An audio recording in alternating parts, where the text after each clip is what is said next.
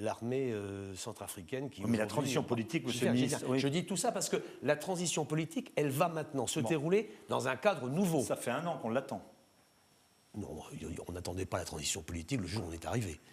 Ça fait depuis la présidence de transition de Mme Samba Panza qu'on souhaite qu'elle se mette en œuvre. C'est un peu plus tard. D'accord. Et elle tarde. Mais il y a un processus qui est en cours là aussi. Il y a ce qu'on appelle le forum de Bangui, et puis qui doit se tenir au mois de février.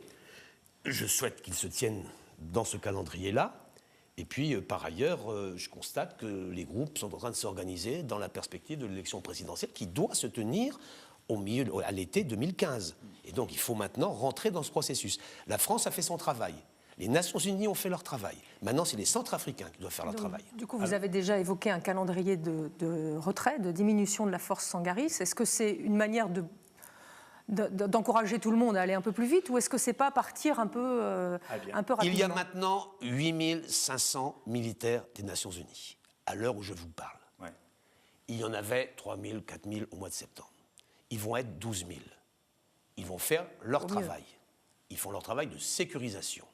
Et la force Sangaris, du même coup, n'a plus ce travail-là à faire. Et donc, on l'a réduit de 500 d'ici l'été. Et par contre, la mission de la force Sangaris va changer. Elle sera progressivement en appui éventuel, sous forme de force de réaction rapide, et non pas sous forme d'occupation du territoire, pour éventuellement aller seconder.